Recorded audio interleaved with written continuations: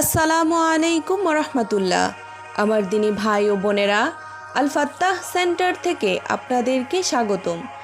গত পর্বে আমি সূরা আল বাকারার 96 থেকে 100 নং আয়াতের বাংলা অনুবাদ ধারাবাহিকভাবে আপনাদের সামনে উপস্থাপন করেছিলাম। আজ আমি সূরা আল বাকারার 101 থেকে 105 নং আয়াত পর্যন্ত বাংলা অনুবাদ ধারাবাহিকভাবে আপনাদের সামনে উপস্থাপন করব ইনশাআল্লাহ। আউযু বিল্লাহি মিনাশ শাইতানির রাজিম। বিসমিল্লাহির রহমানির রহিম। অতঃপর যখন আল্লাহর পক্ষ হতে তাদের কাছে রাসূল সাল্লাল্লাহু আলাইহি ওয়াসাল্লাম আসলেন, যিনি অনুমোদনকারী উহার যা তাদের সাথে আছে, তখন আহলে কিতাবদের একদল আল্লাহর কিতাবকে পিঠের পিছনে নিক্ষেপ করল। মনে হয় যেন তারা কিছুই জানে না। কুরআন এবং মুহাম্মদ সাল্লাল্লাহু আলাইহি ওয়াসাল্লাম তাদের কাছে অপরিচিত। তারা অনুকরণ করেছে উহার যা শয়তান পাঠ করেছে সুলাইমান আলাইহি ওয়াসাল্লামের রাজত্বের উপরে। সুলাইমান আলাইহি ওয়াসাল্লাম কুফরি করেনি, বরং শয়তানেরা কুফরি করেছে।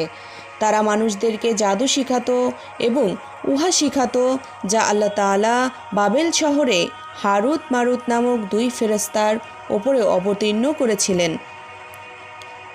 সেই ফেরেশতারা কাউকে শিখাতো না যতক্ষণ না তারা বলতো, নিশ্চয়ই আমরা পরীক্ষার বস্তু, অতএব তুমি কুফরি করো না। অতঃপর ওই ফেরেশতাদ্বয় হতে তারা শিখত এমন কিছু যা দ্বারা তারা স্বামী স্ত্রীর মধ্যে বিচ্ছেদ ঘটাতে সক্ষম হতো। তারা কাউকে ক্ষতি করতে পারে না আল্লাহর অনুমতি ছাড়া। তারা শিখত এমন জাদু যা তাদের ক্ষতি করতে পারে, তাদের উপকার করতে পারে না। নিশ্চয়ই তারা জানত, যারা জাদু গ্রহণ করে পরকালে তাদের কোনো অংশ নেই।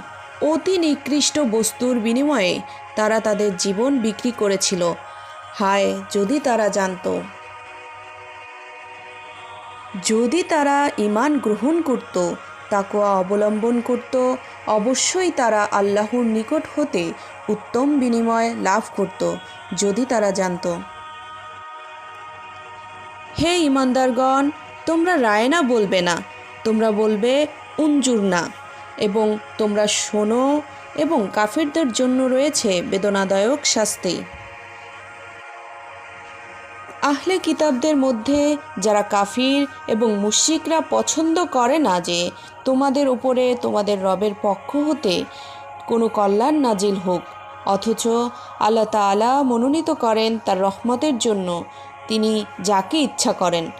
আল্লাহ তাআলা বড় অনুগ্রহের মালিক।